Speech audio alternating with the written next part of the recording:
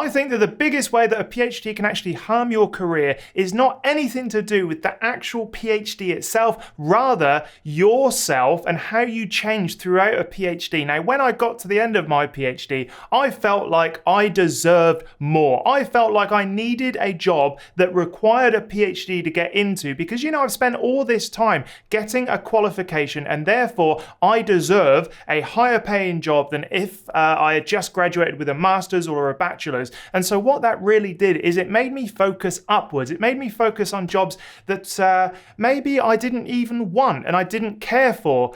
But I wanted to do that because I'm like, yes, I need a PhD to get into that. So therefore, that's the job that I need. Whereas in fact, I had this whole other world of jobs beneath, the ones I was looking at that didn't require a PhD, but I would have enjoyed way more than the jobs I ended up doing. And that's not necessarily because of the PhD. I think it was my expectations on where I should be at a certain stage in life based on the amount of effort that I've put into something that in the end, no one really cared for. So I think, a PhD can harm your career, but only in a way that is self-inflicted when you get kicked out the other end. I wish I had taken a moment to stop and gone, you know what?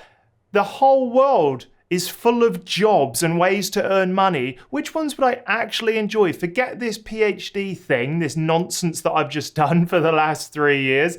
Where can I go? And I feel like I would have maybe made that decision a bit earlier than when I actually made it, to just stop even considering myself a PhD qualified scientist and go, well, where would I actually enjoy investing my time and where do I enjoy turning up every single day? And it turned out that, I tried a load of different things and now this is where I am, a little bit of an entrepreneur. This video is brought to you by my newsletter. Go check it out at andrewstapleton.com.au/newsletter. I'll put a link in the description. When you sign up, you'll get 5 emails over about 2 weeks. Everything from the tools I use, the podcasts I've been on, the TEDx talk I gave, and more. It's exclusive content only available on that email list, so go sign up now. Another way that I think harms a PhD is the fact you feel like you are in a rush when you get to the other side. Now, when you get out a PhD, you've just spent 3, 4, maybe 5, 7 years doing research, and now you feel like time is ticking. I certainly felt like there was a pressure that I imposed on myself and maybe others imposed on me too to get to the top as quickly as possible. It's not a shortcut, and unfortunately a PhD doesn't put you ahead of anyone else. It's not like it is a magical snakes and ladders game where it's a ladder that takes you up to the top somewhere. You actually start from the same place everyone else does when they leave university, which is at the bottom of a company or at the bottom of the academic ladder. And the rush is just such a horrible feeling because you start making decisions that you don't necessarily agree with deep down or that you don't really want, but you're like, well, this is open to me. Yes, I'll do that. This is open to me. Yes, I'll do that. And those early stage career sort of choices can really compound the mistakes you make or the bad decisions you make for a while. But luckily, I think in the long term, a lot of those all get sort of like sorted out. But that initial feeling when you leave and you just, you just feel like you need to do something really harms your career in the next few years. And like I said, then you shake it off. Nice.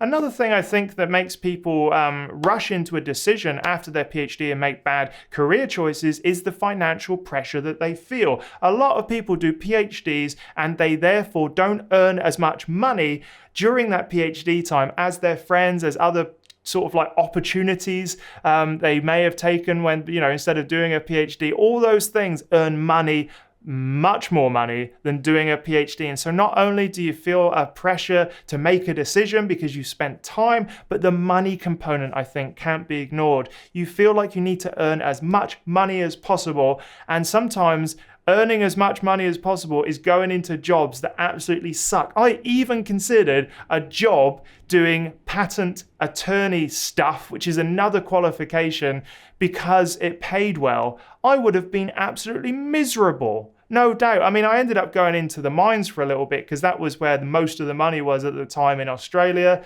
And I enjoyed my time, but I didn't really enjoy it. It wasn't something that I got fulfillment from. It was just a job.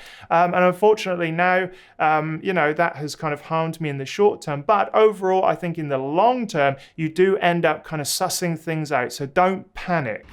I feel like there's a little bit of a misconception about overqualified PhD students. Now, there's no doubt that PhDs can be seen by some industries as being too niche to be useful. I feel like that's changing. I feel like industry now is catching up to really understanding what a PhD is, what it provides, the students that are brought out. Like, there are as many PhD students now as there's ever been. And I feel like now that industry is kind of like absorbed a few. They're like, oh, okay, it's just like, it's just like normal people that just done this thing for a little bit longer. It's not as scary to them. Where I think it gets a little bit kind of gray area is because it's an easy way to dismiss a candidate. I really feel like it's kind of like that breakup thing when you're breaking up with someone. It's like, it's not you, it's me. Like, that's the easy way out. And I feel like from an industry perspective, sometimes when you look at a PhD student, you say, oh, you're just overqualified. Like, that's an easy option that everyone's just gone, oh yeah, well that makes sense. Like, that's an acceptable response. I feel like now that is used in that way when in fact there's probably something else that it's not a good fit for you. It's not a good fit between the two of you, whatever it is. But by saying, oh, well, you're overqualified, because it's kind of a good feeling in a way to be told that, because it's like, well, I'm far too clever for this position. And so it's kind of like both sides get off nicely. And I feel like now we deserve it to PhD students to no longer use that and just sort of say to them, well, you're not a good fit for this role because X, Y, Z, and then they can move on and learn from that. So if you're in a hiring position, stop doing that. One way that a PhD can harm your career is by making you think too much like an academic. I was Mr. Academic. I could roll with the big guys. I could sit around and use the big old fancy words, probably incorrectly, but to me it felt fine.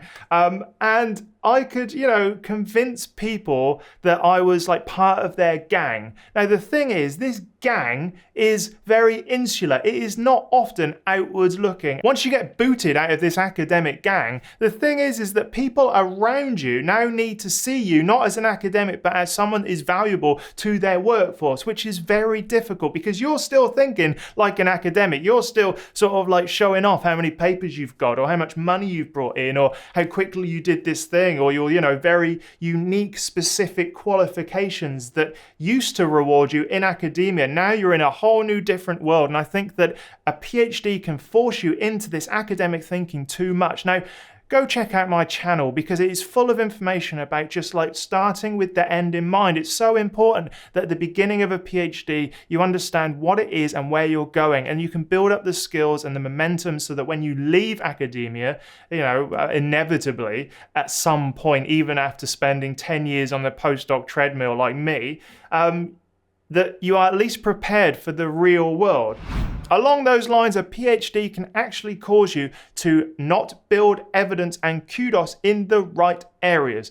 Go speak to someone that isn't in academia, and you'll all of a sudden realize that no one gives a damn about peer-reviewed papers. I loved going away on holiday. It was just such a nice sort of break from the academic world because you realize that no one cares about your papers. No one cares about anything. And an academic or PhD kind of position can mean that you are not really building evidence or kudos in a sort of broad range of areas. So I always like to tell PhD students to build up skills and evidence at some point during your PhD. It doesn't matter if it's later or even, after your PhD if you've got that time, but start doing the things you like. Start building up evidence. For me, the way I left was I built up a lot of evidence science writing. It was my my really weird website where I was trying to combine comedy and science. It kind of didn't work, but it did work in the fact that science alert editors got in contact and asked me if it was serious because they were like, who writes about science like this?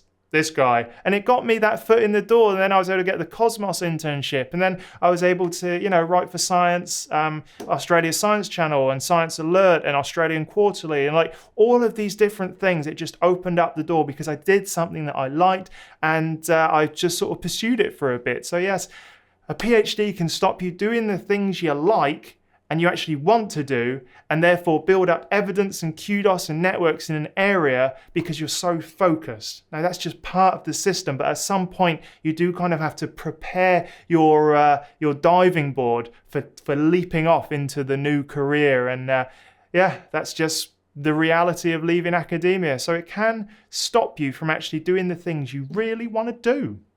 So there we are, there's everything you need to know about how a PhD harms your career. Did anything surprise you? Let me know in the comments what you would add. And also go check out academiainsider.com. That's my new project where I've got my ebook, The Ultimate Academic Writing Toolkit, that's been getting a load of great reviews, and my insider forum. All right, I'll see you in the next video.